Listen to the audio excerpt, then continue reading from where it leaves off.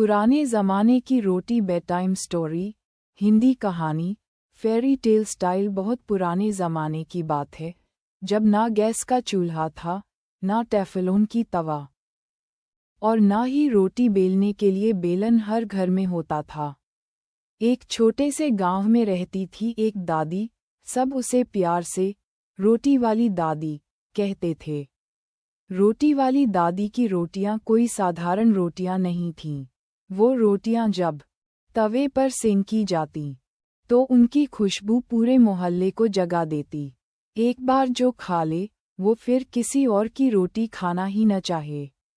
लेकिन दादी का रोटियां बनाने का तरीका था बहुत अनोखा। रोटी का जादुई सफ़र। दादी पहले आंगन में बैठती, मिट्टी की चक्की में गेहूं पीसती, हाथ से आटा छानती लकड़ी की चलनी से, फिर पानी लाकर आटे को ऐसे गूंथती जैसे कोई माँ अपनी बच्ची की चोटी बनाती है, न ज़्यादा सख्त, न ज़्यादा नरम। रोटी बेलने का कोई बेलन नहीं होता था।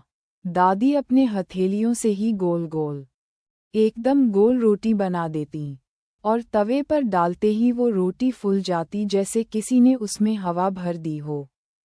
पर असली जादू तो तब शुरू होता जब दादी रोटी को बोलने लगती, ओ रोटी रानी, गोल बन जा, नरम बन जा, स्वाद से भर जा। और सच मानो, रोटी जैसे दादी की बात मान जाती। गांव भर की भीड़ हर संडे को दादी एक बड़ी सी रसोई लगाती। बच्चे, बूढ़े और यहाँ तक कि जानवर भी उनके घर के आसपास मंडराने लगते। कुत्ता भी रोटी खाकर पूंछ हिलाता, और बिल्ली तो सीधा रसोई में घुस जाती। एक दिन गांव में एक नई बहू आई। उसने कहा, दादी, आपकी रोटी में ऐसा क्या है? मेरे घर के सब लोग अब आपकी रोटी ही मांगते हैं। दादी हंस पड़ी, बेटा, रोटी में सिर्फ आटा और पानी नहीं होता।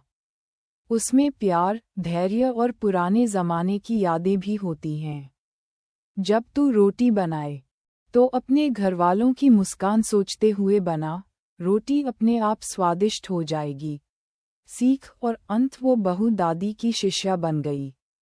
अब पूरे गांव में 2 घर ऐसे हो गए जहां रोटियां महकती थीं, एक दादी का और दूसरा बहू का। और कहते हैं, आज भी उस गांव में अगर कोई बच्चा रोता है, तो उसे रोटी वाली दादी की कहानी सुनाई जाती है, और वो मुस्कुरा कर कहता है, मुझे भी वैसी रोटी चाहिए।